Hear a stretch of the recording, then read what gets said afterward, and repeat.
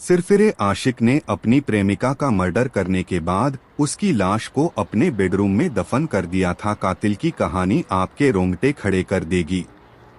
उद्यन 17 दिसंबर 2016 को एक पोस्ट करता है जिसमें लिखता है, आकांक्षा मेरी जिंदगी है, किसी ने उसे पिन भी चुभाया तो मैं उसके दिल को तलवार से चीर दूंगा। इस पोस्ट में आकांक्षा के साथ उसकी तस्वीर भी है। एक और पोस्ट है जिसमें वो लिखता है कि इस बात पर कोई शक नहीं है कि उसने मुझे पूरी तरह बदल दिया, मुझे अच्छा इंसान बनाया। मैं सिर्फ एक नियम फॉलो करता हूँ। आकांक्षा के दोस्त मेरे दोस्त हैं, उसके दुश्मन मेरे दुश्मन। उद्यन के इन पोस्ट से कोई अंदाजा भी नहीं लगा सकता कि वो जिसे अपनी जान बता रहा है वो उसकी जान ले सकता है। हाँ, ये सच है कि उद्यन ने आकांक्षा को हमसफर तो बनाया था मगर उससे कभी मोहब्बत नहीं की, क्योंकि जिसके ज़हन में हवस हो उसके किरदार में कभी इश्क हो ही नहीं सकता। सिरफिरे आशिक ने अपनी प्रेमिका का मर्डर करने के बाद उसकी लाश को अपने बेडरूम में दफन कर दिया था। कातिल की कहानी आपके रोंगटे खड़े कर देगी।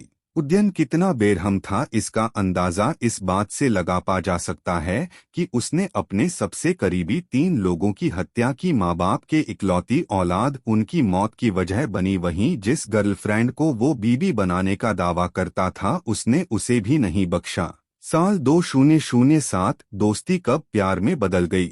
पश्चिम बंगाल के बांकुरा की रहने वाली आकांक्षा उर्फ श्वेता बेहद खूबसूरत थी। वह बहुत मिलनसार लड़की थी। उसी साल यानी 2007 में उसकी मुलाकात सोशल मीडिया के जरिए उद्यन नाम के लड़के से हुई। दोनों की दोस्ती कब प्यार में बदल गई पता ही नहीं चला। सोशल मीडिया से शुरू हुआ ये रिश्ता मुलाकातों और लंबी बातचीत में बदल गया। यह क्रम 7 साल तक ऐसे ही चलता रहा। ऐसा लग रहा था मानो आकांक्षा उद्यम के प्यार में पागल हो गई हो। वह उसे किसी भी कीमत पर खोना नहीं चाहती थी, इसलिए उन्होंने अपनी जिंदगी का एक बड़ा फैसला लिया। जून 2016 उद्यन के साथ रहने लगी।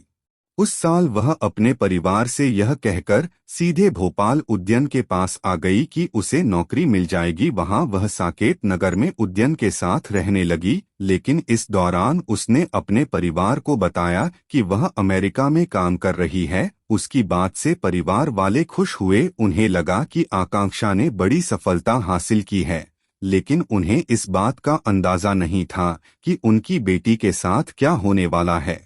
जुलाई 2016 परिवार से बात करना बंद। तभी अचानक आकांक्षा ने अपने परिवार से बात करना बंद कर दिया। परिजनों ने काफी प्रयास किया लेकिन कुछ पता नहीं चल सका। इसके बाद आकांक्षा के भाई ने उसका नंबर ट्रेस किया तो उसकी लोकेशन भोपाल में मिली। जब उसके परिवार को शक हुआ कि आकांक्षा भोपाल में उद्यन के साथ रह रही है, अब घर वालों को उसकी चिंता सताने लगी। दिसंबर 2016 आकांक्षा की गुमशुदगी की रिपोर्ट।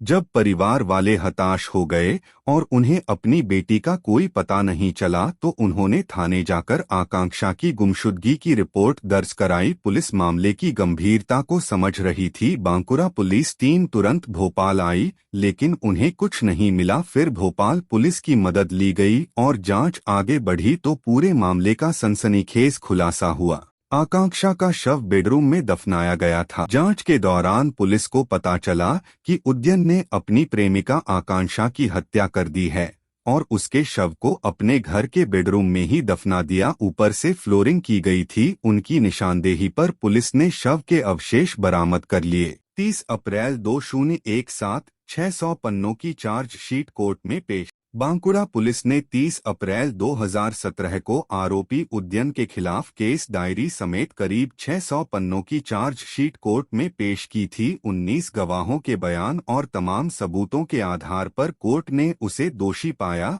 और उम्र कैद की सजा सुनाई। कैद होना। माँ बाप के शवों को घर के बगीचे में दफनाया गया था। इसी जांच में पता चला कि उद्यन न सिर्फ अपनी प्रेमिका का हत्यारा है बल्कि उसने 2010 में अपने माता पिता की भी बेरहमी से हत्या कर दी थी और उनके शव घर के बगीचे में दफना दिए थे। बता दें, आरोपी उद्यन ने 13 साल पहले मां इंद्राणी और पिता वीरेंद्र दास की गला दबाकर हत्या कर दी थी। फिर उनके शवों को सेप्टिक टैंक के नाम पर गड्ढा खोदकर दफना दिया गया।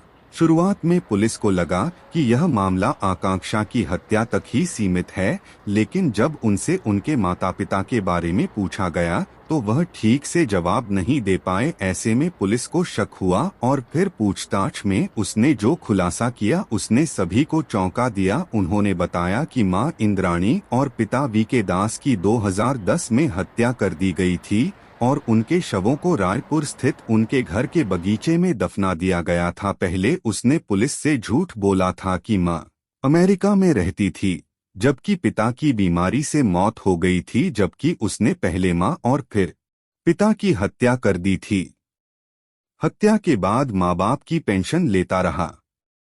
इतना ही नहीं, उनकी मौत के बाद वह फर्जी दस्तावेजों के जरिए 7 साल तक अपनी मां के नाम पर पेंशन लेता रहा। फिर बाद में उन्होंने मकान बेच दिया और भोपाल में रहने लगे। साल 2020 में दोबारा उम्र कैद की सजा दी गई। बंगाल के बांकुरा की फास्ट ट्रैक कोर्ट ने 2020 में उसे आजीवन कारावास की सजा सुनाई थी। इसके बाद रायपुर जिला न्यायालय ने अपने माता पिता की हत्या कर शव को बगीचे में दफनाने के मामले में उसे आजीवन कारावास की सजा सुनाई है। उदयन दास अब पश्चिम बंगाल की एक जेल में आजीवन कारावास की सजा काट रहा है।